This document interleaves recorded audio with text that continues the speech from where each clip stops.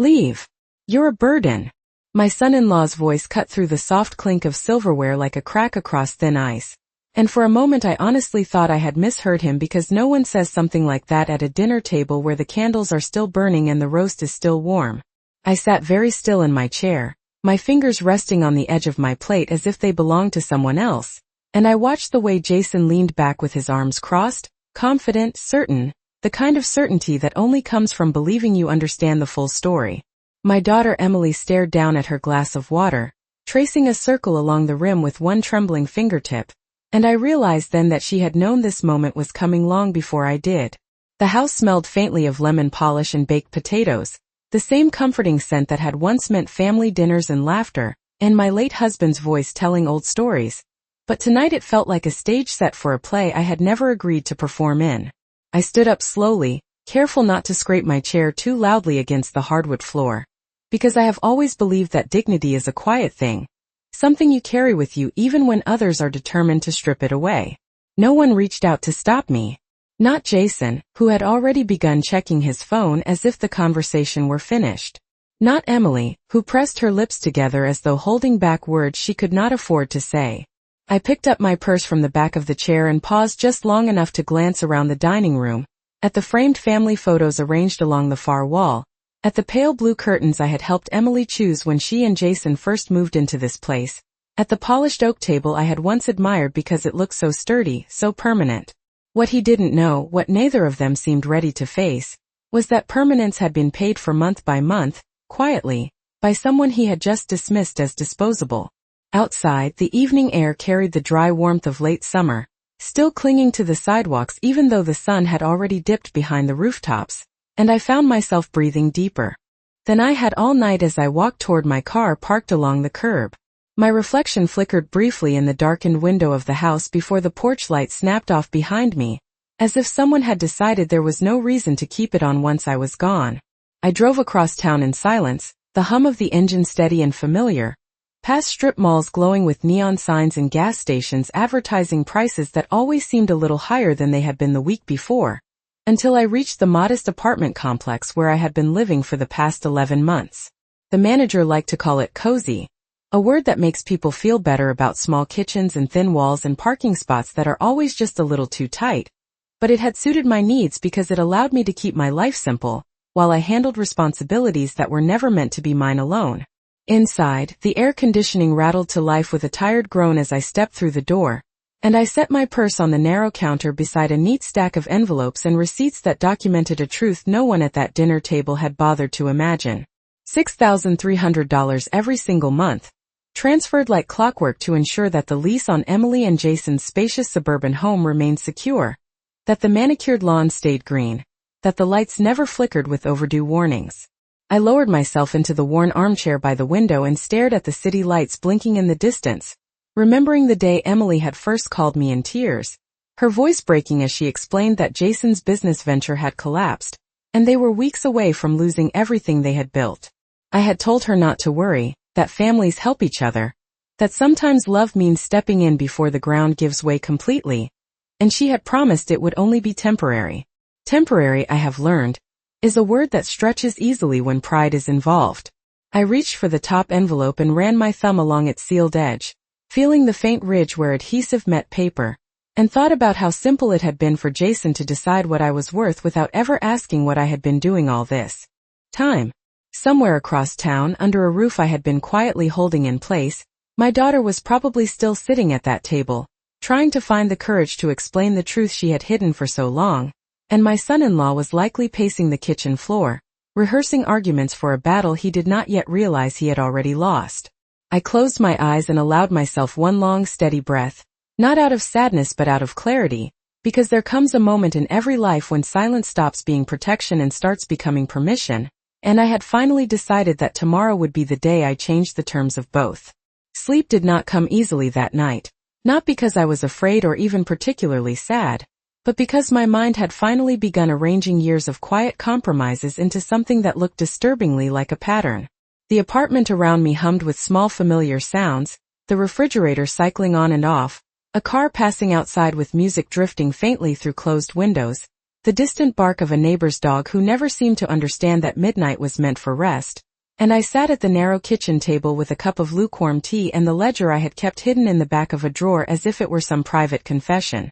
I had never planned to become the kind of woman who documented her own generosity, but there is a difference between helping and disappearing, and somewhere along the way I had crossed that line without noticing. Each entry was written in careful blue ink, the date aligned neatly with the amount, the confirmation number circled just once so it would not look obsessive, and as I turned the pages I could see the story of the past 11 months unfolding more honestly than any conversation Emily and I had managed to have. I remembered the first time she called me after Jason's failed investment left them scrambling to cover expenses they had assumed would always be manageable. The way her voice broke when she admitted they were behind on rent. The way she kept repeating that she could not let anyone know because Jason's pride was fragile in ways he would never admit. I had told her that pride was a luxury people could not always afford, that roofs and groceries and utility bills were more important than appearances, and she had cried with relief as though I had just handed her a lifeline she did not expect to receive. The arrangement had been simple at first, at least in theory. I would help for a few months while they reorganized their finances. She would handle the conversations with Jason and make sure he understood that temporary setbacks were part of life. But weeks turned into seasons, and every time I gently asked whether things were improving, she would smile in that practiced way that never quite reached her eyes and say they were getting there. Getting there became a phrase that stretched wider than truth, wider than fairness, until it covered everything. I set the ledger aside and walked to the small balcony where a single folding chair overlooked the parking lot, the asphalt still holding warmth from the day as if it were reluctant to surrender what little comfort it could offer.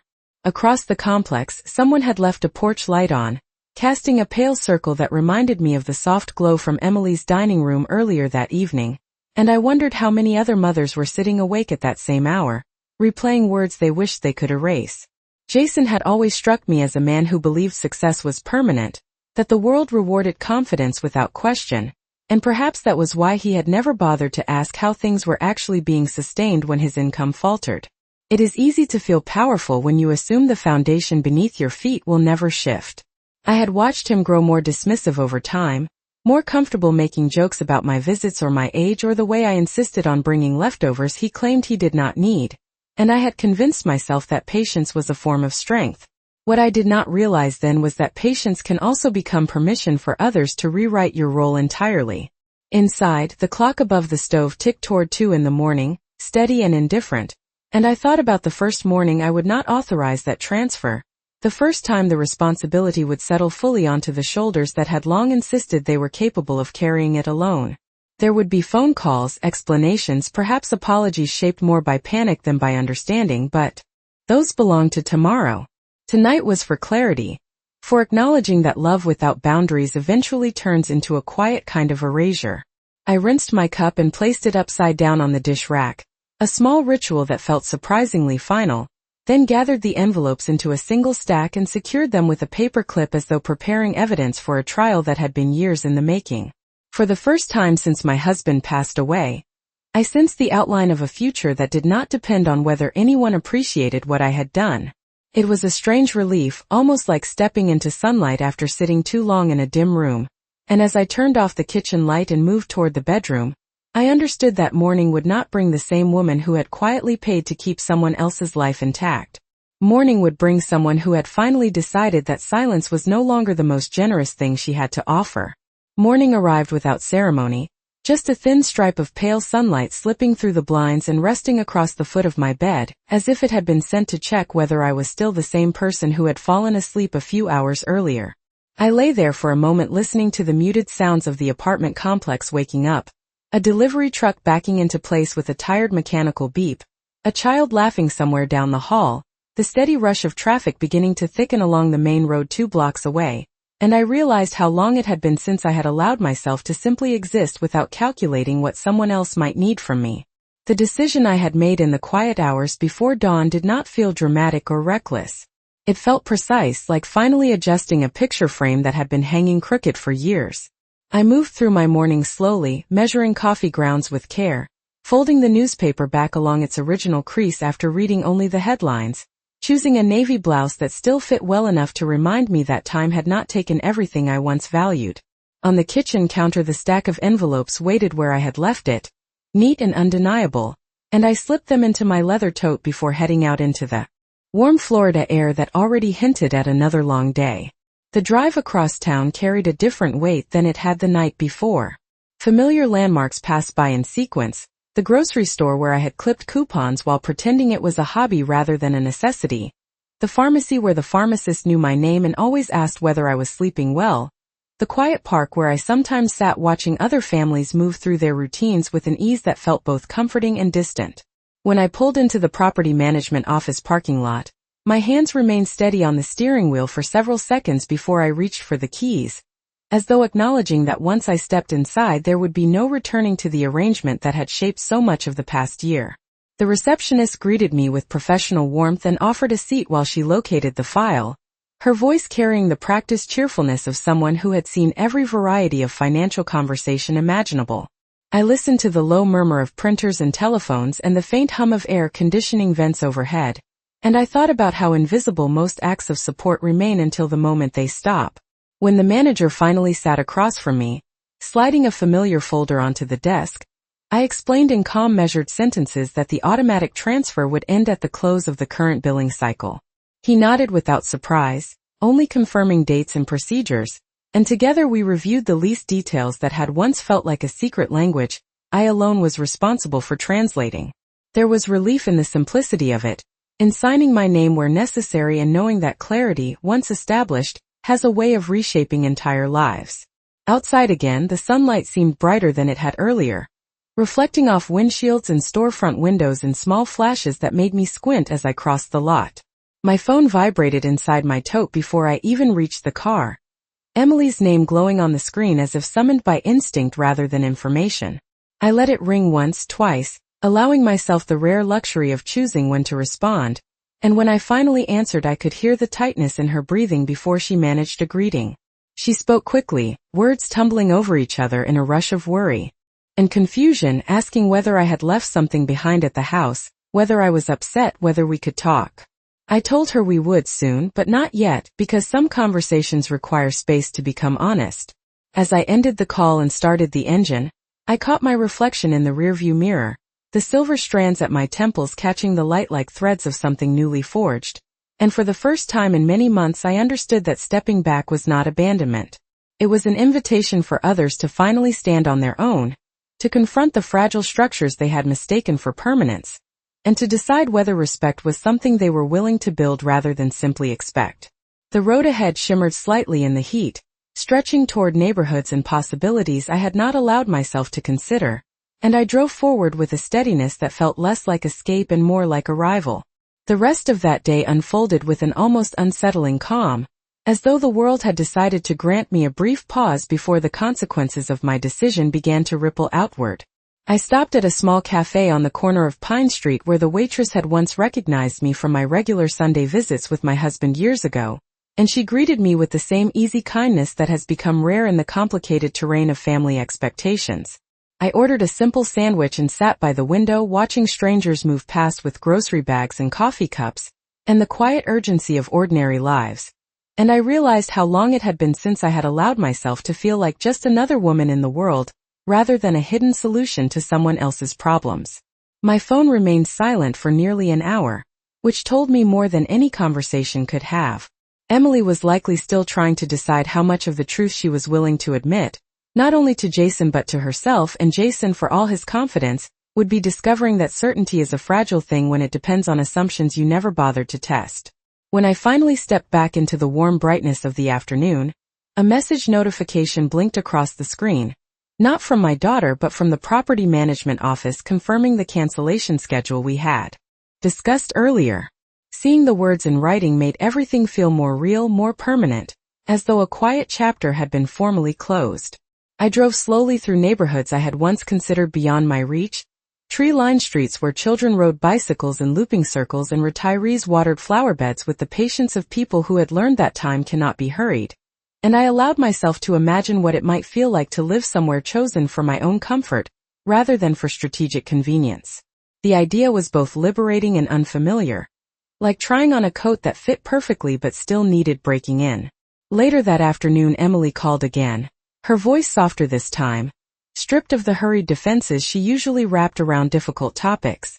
She asked if we could meet the next day. Somewhere neutral, somewhere quiet. And I agreed without hesitation because avoidance had never been my strength. After we hung up, I sat at my small desk and began sorting through papers I had not examined in months, retirement statements, insurance notices, handwritten recipes folded at the corners from years of use.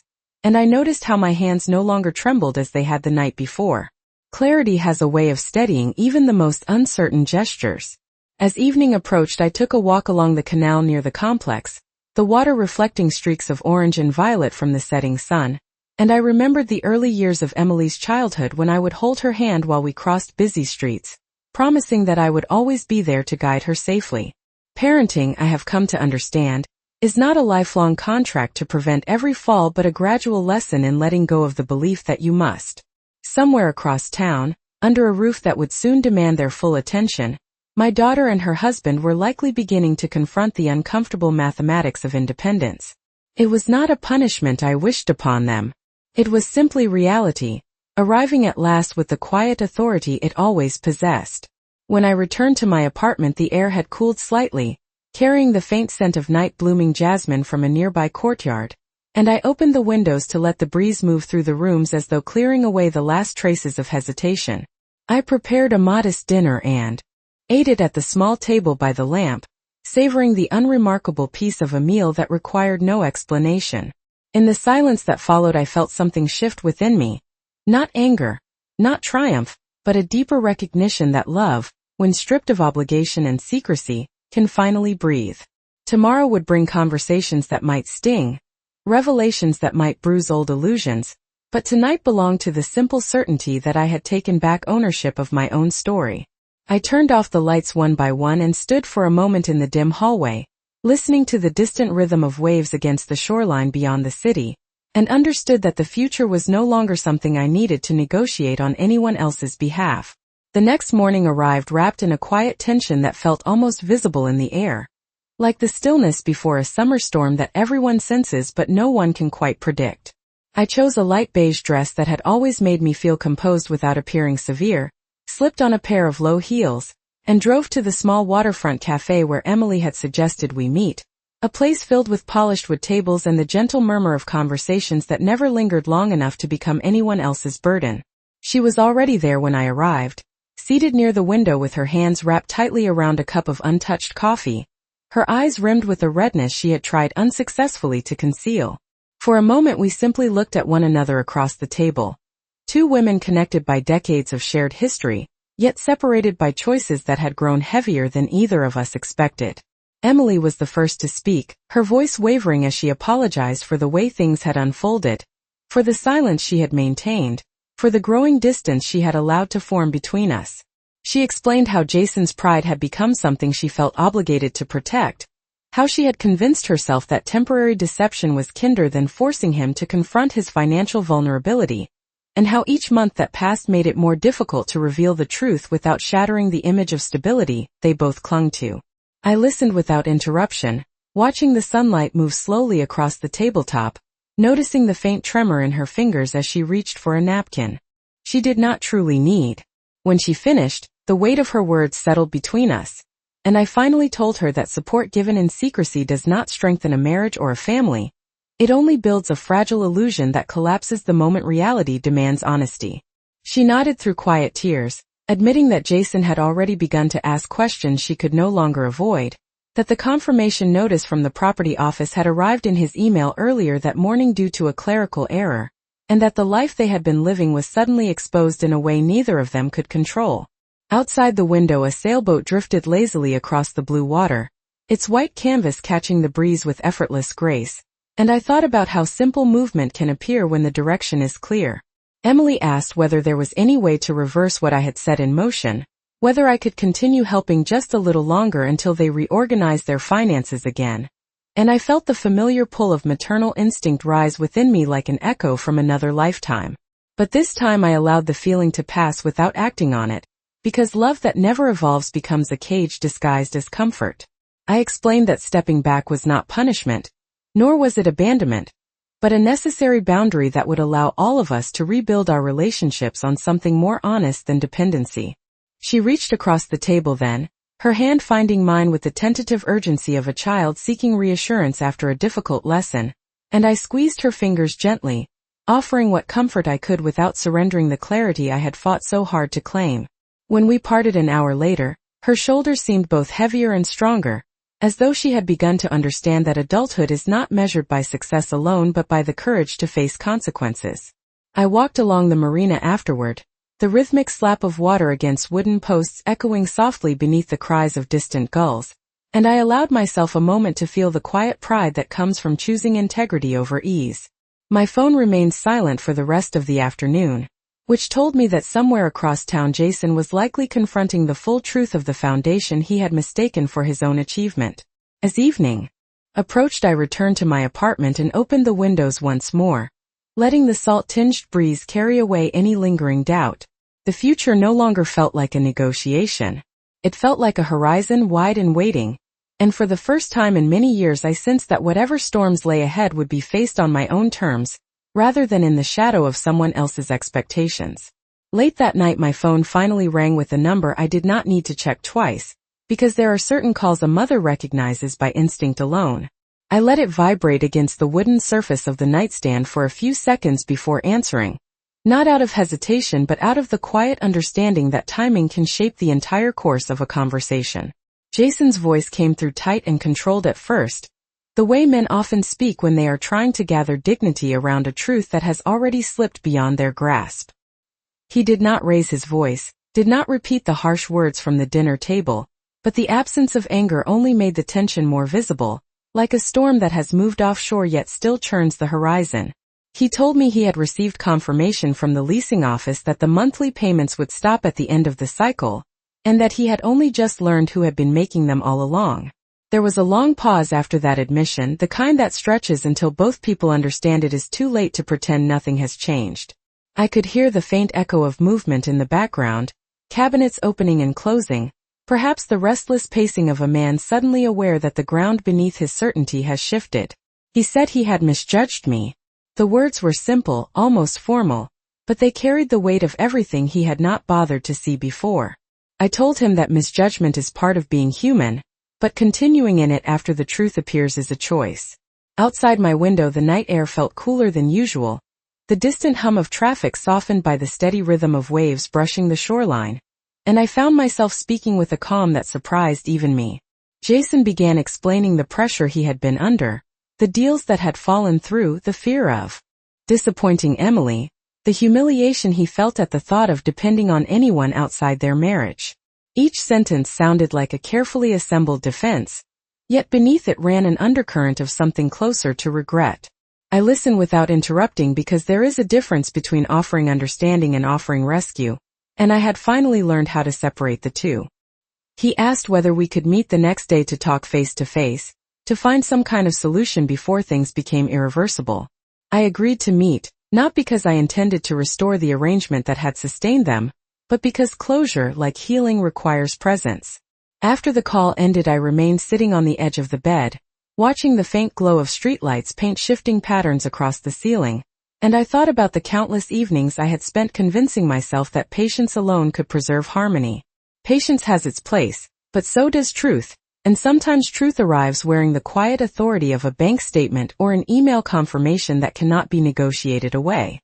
The following afternoon we met at a small conference room inside the property management office.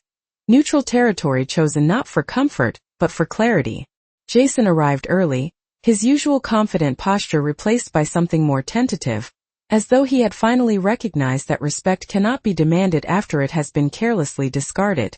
Emily sat beside him with folded hands, her expression a mixture of worry and determination, and for a moment none of us spoke because the facts laid out on the polished table between us were already saying enough. Jason began by apologizing, not in grand gestures or elaborate speeches, but in measured sentences that acknowledged the distance he had allowed to grow between perception and reality. He admitted that he had mistaken independence for isolation, strength for silence, and that the life he believed he had built alone had in truth been supported by someone he had chosen not to understand. I thanked him for his honesty, and then explained that stepping back from the financial arrangement was not an act of revenge, but an invitation for them to rebuild their stability on foundations that belonged entirely to them. There was relief in speaking the words aloud, in watching comprehension settle across their faces like the slow realization that adulthood does not grant immunity from consequence. When the meeting ended, we walked out together into the bright Florida sunlight, the heat pressing gently against our shoulders as though urging us forward into whatever came next. Jason offered to drive Emily home while I stood for a moment beside my car, feeling the strange balance of sadness and liberation that accompanies every necessary ending. The road ahead shimmered in the distance, wide and uncertain, yet for the first time I trusted that whatever direction I chose would be guided not by fear or obligation, but by a hard-won sense of self that could no longer be dismissed as a burden. In the days that followed our meeting, a strange quiet settled over my life, not the heavy silence of uncertainty, but the lighter stillness that comes when a long-delayed truth has finally been spoken aloud. I returned to routines that had once felt like temporary placeholders, grocery shopping on Tuesday mornings, reading by the window in the late afternoon, walking along the canal at sunset, and I noticed how each small habit began to feel more intentional, as though I were slowly reclaiming pieces of myself that had been set aside for the sake of maintaining someone else's comfort. Emily called often, her voice steadier with each conversation, sharing practical updates rather than emotional appeals, explaining that she and Jason were reviewing their expenses line by line, canceling subscriptions they had never questioned before, discussing possibilities that once seemed beneath them. There was humility in her tone now, a softness that had been absent for too long, and I found myself responding not as a rescuer but as a witness to her growth. One afternoon she invited me to visit the house, not for dinner or obligation but simply to see the changes they were making, and I agreed because distance, when chosen wisely, can eventually make space for healthier closeness. The lawn that had once been meticulously maintained now showed patches of dry grass where the sprinkler system had been turned off to save money, and inside the air carried the faint scent of fresh paint from walls they had decided to redo themselves rather than hiring professionals. Jason greeted me at the door with a cautious politeness that felt genuine in its restraint, offering a cup of coffee he had brewed with more care than skill, and as we sat together in the living room, I could sense the subtle shift in how he regarded me, no longer as an intrusion but as someone whose presence required consideration. He spoke about job interviews he had scheduled, about freelance projects he was willing to accept despite lower pay, about the difficult recognition that independence is not measured by appearances, but by responsibility. I listened without judgment, noticing how Emily's hand rested lightly on his arm in quiet encouragement, and I realized that stepping back had not broken their partnership as she once feared. It had forced them to redefine it. Before I left, Jason walked me to the front porch where the late afternoon sun stretched long shadows across the driveway, and he thanked me again, not only for the financial help I had given but for the lesson he admitted he would carry for the rest of his life. I told him that gratitude matters less in words than in the choices we make after understanding arrives, and he nodded as though committing the thought to memory. Driving home I felt neither triumphant nor resentful, only aware that change, when rooted in honesty, has a quiet way of reshaping even the most rigid expectations. That evening I sorted through a stack of brochures for senior travel programs that had been gathering dust on my desk, destinations with names that once sounded indulgent but now felt entirely within reach, and I allowed myself to imagine waking up somewhere new without calculating how much it would cost someone else. The horizon beyond my balcony glowed with the last hints of daylight, and as the first stars appeared I understood that what I had feared losing was never truly security. It was familiarity. And familiarity, I had finally learned, is not always the same as peace. Several weeks passed with the kind of steady rhythm that only comes when life begins to align with decisions that were once difficult to make, and I found myself settling into a new routine that no longer revolved around anticipating crises, or quietly solving problems no one else wanted to acknowledge. Autumn approached slowly in Naples, Florida, not with dramatic changes but with subtle shifts in the quality of light and the gentler breeze that arrived earlier in the evening, and I began spending more time outdoors, walking along the marina where sailboats bobbed patiently against their moorings as if they too understood the value of waiting for the right direction. Emily and Jason continued adjusting to their new financial reality, and although the process was not always smooth, there was a visible determination in the way they spoke about budgeting and long-term plans rather than quick solutions. One afternoon, Emily invited me to attend a small neighborhood gathering at their home, explaining that they wanted to reconnect with friends they had neglected during the months of quiet strain. And I agreed because rebuilding trust, like rebuilding stability, requires shared moments that are neither forced nor staged. The house felt different when I stepped inside that evening, not because of any major renovation but because of the atmosphere itself, lighter somehow, as though honesty had opened windows that had long been shut. Jason greeted me with an ease that still carried traces of humility, offering to show me the modest vegetable garden he had started in the backyard as a way to reduce grocery expenses and perhaps regain a sense of accomplishment that did not depend on appearances. We walked past rows of young tomato plants and herbs growing in repurposed containers, the scent of soil and fresh leaves grounding our conversation in something real and tangible. He spoke about interviews that had gone well and others that had not, about learning to accept positions that demanded patience rather than prestige, and I realized that failure, when faced directly, can become a powerful teacher. Emily joined us with a tray of iced tea, her smile no longer strained but reflective, and she admitted that the hardest part had not been cutting back on luxuries but admitting how long she had allowed fear to dictate her choices. As the evening unfolded, neighbors drifted in and out of conversations about school schedules, rising insurance premiums, and the small victories that make daily life manageable, and I felt a quiet sense of belonging that had been missing for far too long. No one treated me as an obligation or a solution. I was simply Margaret, a woman sharing stories and laughter beneath a sky slowly turning shades of violet and gold. Later, when I prepared to leave, Jason handed me a small basket of herbs from the garden, his gesture simple yet meaningful, and he said he hoped it might remind me that growth often begins in places we once overlooked. Driving home with the windows down and the scent of rosemary filling the car, I reflected on how easily relationships can become distorted when pride replaces communication, and how equally possible it is to restore them when truth is allowed to take root. Back at my apartment, I spread travel brochures across the table once more, circling destinations that once felt extravagant but now seemed like natural extensions of a life finally lived on my own terms. The decision to step away had not severed my connection to my daughter or her husband. It had reshaped it into something sturdier, less dependent on silent sacrifice and more grounded in mutual respect. As night settled gently over the city, I sat by the open window and listened to the distant sound of waves mingling with the hum of traffic, and I understood that the future was no longer a question of whether I would be needed. It was an invitation to discover who I could become when need was no longer the only language my family understood. The morning I booked my first solo trip in over 4 decades felt almost unreal, as though I were stepping into a life that had been quietly waiting for me to claim it.